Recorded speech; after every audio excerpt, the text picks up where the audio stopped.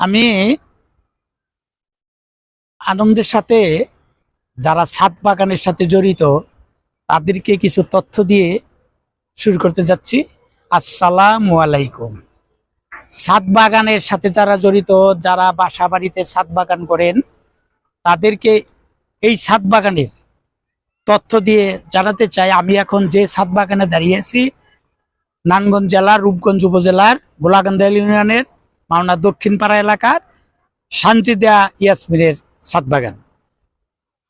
সত্য কথা বলতে কি, উনি খুবই আগ্রহশীল এবং খুব আগ্রহ সহকারে ছাদ বাগানে কাজ করে থাকেন। এর আগেও দেখেন ওনার ছাদ বাগানে সুন্দর পেঁপে, তারপরে টমেটো, দেখেন কত সুন্দর টমেটো। উনি, আমার মনে হয় যে ওনার কিছু কিনতে হয় না, সব নিজের ছাদ বাগান থেকে পেয়ে থাকেন। শালগম করেছেন, তারপরে অনেক সুন্দর লাগতেছে। তা আমি অনুরোধ করব, দেখেন আশেপাশে প্রচুর ছাদ আছে, কিন্তু ওনার মতো যদি সকলেই এই দেখেন কচু শাক থেকে শুরু করে টমেটো, তারপরে কাঁচামরিচ, ফুলকপি, বাঁধাকপি প্রচুর, তারপরে দেখেন এই যে একটা বিট, যেটা নিয়ে আমরা বলি প্রচুর পরিমাণ আয়রন আছে, সেই বিটেও উনি রোপণ করেছেন। কাঁচামরিচও ধরতেছে, অলরেডি টমেটো পাকতে শুরু করেছে, সেই আমার খুব ভালো লেগেছে। ওই পাশে আবার উনি কিছু ফলের চারা রোপণ করেছেন। আমি আপনাদের ফলের চারা, ফুলের চারা দেখেন, এই যে উনি ধনিয়া, বিলেতে ধনিয়াও চাষ করেন এই পেঁপে গাছের গোড়ায়, কিন্তু কমতে হয় না। আমি সানজিদা ইয়াসমিনের সাথে কথা বলে জানতে পেরেছি উনি প্রচুর পরিমাণে সিম খেয়েছেন। এই যে দেখেন, এখনো, আগে অনেক সিম খেয়েছেন, এখনো গাছে প্রচুর সিম আছে। এই যে কর্নারটাও আছে, দেখো। এই যে আমরা যদি এভাবে সকলেই যদি সানজিদা ইয়াসমিনের মতো ছাদে সবজি রোপণ করি, ফল রোপণ করি, তাহলে কিন্তু আমরা অনেক কিছু পেয়ে যাব। দেখেন এখন আমরা ওনার এই পাশে ছিল সবজি, ওই পাশে ফল, ওই পাশে বিশেষ করে ফলের চারাগুলো আমরা দেখবো।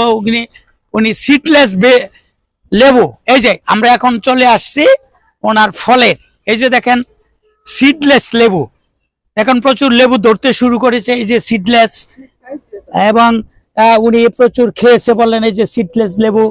তারপরে দেখেন বিভিন্ন প্রকার ফুলের চারাও উনি রোপণ করেছেন, সুন্দর ফুলের। আচ্ছা, আপনি একটু দূর থেকে বলেন কি কি ফুল লাগিয়েছেন, কি কি লাগিয়েছেন ফুলের চারা? আমি স্যার গাঁদা, জিনিয়া, চন্দ্রমল্লিকা, বাগান বিলাস, আর রেন লিলি, তারপরে কাটামুকুট, গোলাপ, আর অনেক কিছু আছে, মানে সব। আচ্ছা, ধন্যবাদ। আচ্ছা, দেখতে পাচ্ছি এদিকে, এই যে দেখেন উনি কাগজি লেবু, সিডলেস লেবু, এই পাশেও টমেটো, তারপরে উনি ক্যাকটাস, সুন্দর ক্যাকটাসের একটা চারা দেখতে পাচ্ছি। তারপরে এই যে ক্যাকটাস, সম্ভবত চন্দ্রমল্লিকা, হ্যাঁ, এই যে চন্দ্রমল্লিকা ভ্যারাইটিস, দুই কালারের চন্দ্রমল্লিকা। তারপরে দেখেন ক্যাকটাসেও ফুল এসেছে, অনেক সুন্দর। এবং মেয়েদের রং হাতে মেহেদি, এই যে মেহেদি গাছ আছে।